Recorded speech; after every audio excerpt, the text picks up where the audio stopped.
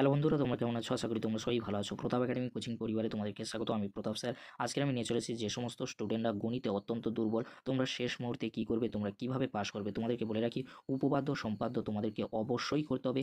এছাড়াও তোমাদেরকে বলবো যে রাশিবিজ্ঞানের অধ্যায়টি রয়েছে, সেই রাশিবিজ্ঞানের অধ্যায়টি তোমাদের কিন্তু ভালো করে দেখে যেতে হবে, তবে তোমরা কিন্তু পাস করতে পারবে। এছাড়াও তোমাদের জন্য গুরুত্বপূর্ণ টিপস কিছু আমি বলে দেবো, যেগুলি ফলো করলে অবশ্যই তোমরা গণিত সাবজেক্টে তোমরা পাস করে যেতে পারবে। চলো কি গুরুত্বপূর্ণ আপডেট রয়েছে তোমাদের জন্য আজকে শেয়ার করে দিই। প্রথমেই আসি উপপাদ্যের ক্ষেত্রে। তোমাদেরকে বলে রাখি উপপাদ্যে 5 মার্কসের কোশ্চেন তোমাদের এসে থাকে।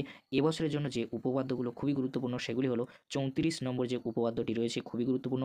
এছাড়া 42, 48, 49, 50। তবে তোমাদেরকে বলবো পিথাগোরাসের উপপাদ্য খুবই গুরুত্বপূর্ণ। তোমরা এই 5টি উপপাদ্য ভালো করে প্র্যাকটিস করে যাও, অবশ্যই তোমরা এরই মধ্যে থেকে একটি উপপাদ্য কমন পেয়ে যাবে। এবারে আসি সম্পাদ্যর ক্ষেত্রে। তোমাদেরকে বলে রাখি এবছরের জন্য সম্পাদ্যের ক্ষেত্রে পরিবৃত্ত তোমরা ভালো করে প্র্যাকটিস করে যাও, অবশ্যই কিন্তু 5 মার্কসের একটি কোশ্চেন তোমরা কমন পেয়ে যাবে। তাই তোমাদেরকে বলবো যারা এখনো পর্যন্ত উপপাদ্য সম্পাদ্য রেডি করোনি, অবশ্যই তোমরা কিন্তু রেডি করে নাও, কারণ কিন্তু এখানে 10 নাম্বার কিন্তু কমন পেয়ে যাবে। এবারে আসি রাশিবিজ্ঞানের ক্ষেত্রে। তোমাদেরকে বলে রাখি রাশিবিজ্ঞানে সংখ্যাগুরু আর মধ্যমা থেকে তোমাদের 1 মার্কস করে 2 মার্কস কিন্তু শর্ট কোশ্চেনে আসবে। তোমাদেরকে বলে রাখি মধ্যমার ক্ষেত্রে যুগ্ম আর অযুগ্ম থেকে তোমাদের 1 মার্কসের কোশ্চেন আসতে পারে, তাই যুগ্ম অযুগ্ম দিয়ে মধ্যমা নির্ণয় করতে হয়। এই গণিতগুলো তোমরা একটু প্র্যাকটিস করে যাবে, অবশ্যই তোমরা কিন্তু 1 মার্কস। সংখ্যাগুরুর ক্ষেত্রে তোমাদের কোশ্চেন দিয়ে দেবে, সেখানে কিন্তু অনেকগুলি সংখ্যা থাকবে, তার মধ্যে যে সংখ্যাটি বেশিবার রয়েছে সেটি কিন্তু সংখ্যাগুরু হয়। আর এইখান থেকে কিন্তু দুটি কোশ্চেন তোমাদের শর্টে থাকবে, অবশ্যই তোমরা কিন্তু 2 মার্কস কমন পেয়ে যাবে। অর্থাৎ তোমাদের কিন্তু 12 মার্কস কিন্তু হয়ে গেল। আর তোমাদের স্কুল থেকে ধরলাম 8 মার্কস, তাহলে কিন্তু তোমাদের টোটাল 20 মার্কস হয়ে গেল। পড়ে থাকলো তোমাদের কিন্তু 5 মার্কস। 5 মার্কস তোমরা কিভাবে পাবে? তোমাদেরকে বলে রাখি এবছরের জন্য মধ্যমা অত্যন্ত গুরুত্বপূর্ণ।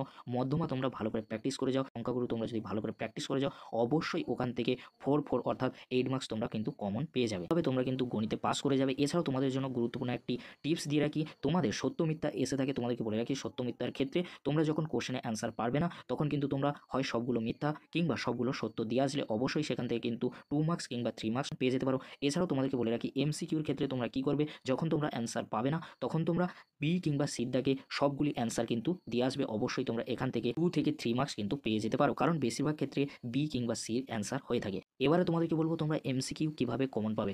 প্রত্যেকটি অধ্যায়ে যে অনুশীলনীর কোশ্চেনগুলি রয়েছে সেই এমসিকিউগুলি তোমরা সলভ করে যাও, অবশ্যই কিন্তু ওখান থেকে এমসিকিউ তোমাদের কমন আসতে চলেছে। এছাড়াও তোমরা যদি পর্ষদের টেস্ট পেপারটি ভালো করে রেডি করে যাও এমসিকিউর ক্ষেত্রে, অবশ্যই কিন্তু এমসিকিউ কমন পেয়ে যেতে পারো।